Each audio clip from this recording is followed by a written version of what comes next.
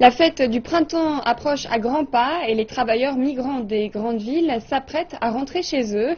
Ils ramèneront leur gagne-pain à la maison, mais pour certains, cette tâche s'avère compliquée car certains n'ont pas encore reçu leur salaire. Explication. Yang Minghong, entrepreneur en construction, est dans l'impasse.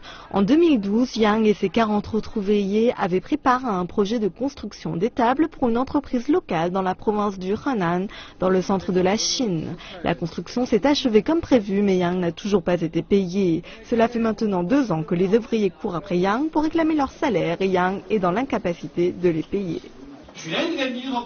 À l'époque, Yang avait promis de nous payer, mais jusqu'à maintenant, ce ne sont que des promesses. Si je reçois le paiement de la construction, je paierai immédiatement mes ouvriers. Mais sans argent, je ne peux rien faire. Yang, à court d'options et désespéré, avait intenté un procès à l'entreprise dans un tribunal local. Il avait exigé le paiement et les intérêts du projet. La somme s'élevait à 3,2 millions de yuans. La cour avait jugé en faveur de Yang, mais comme le patron de l'entreprise s'est envolé, l'ordre de la cour ne sert pas à grand-chose. Tout ce que nous pouvons faire, c'est de trouver une autre entreprise pour acheter les actifs restants et utiliser cet argent pour payer les frais de contrat de Yang. Yang ne peut qu'attendre. Les travailleurs migrants se rendent à son domicile quotidiennement pour réclamer leur dû. Cela l'épuise mentalement.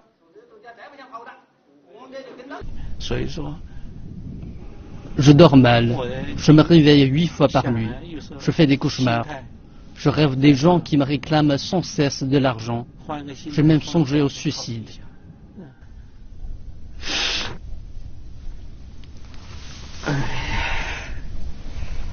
Mais d'un autre point de vue, Yang Minghong n'est pas le plus à plaindre. D'autres cas de travailleurs migrants réclamant leur salaire ont fini en tragédie. En décembre dernier, dans la province du Shanxi, située dans le nord de la Chine, une femme a été battue à mort par un policier local pour avoir exigé son salaire. Au mois de janvier de cette année, après avoir essayé en vain de récupérer les salaires de son père et d'autres ouvriers, une fille de 14 ans s'est jetée du 16e étage d'un immeuble en construction dans la province du Hebei. De plus en plus de cas sont révélés. La presse a demandé un mécanisme pour garantir l'application des lois et des régulations afin de protéger les droits et les intérêts du groupe. Un mécanisme qui pourrait empêcher que de telles tragédies ne se reproduisent à l'avenir et peut-être permettre aux travailleurs migrants de passer de meilleures festivités.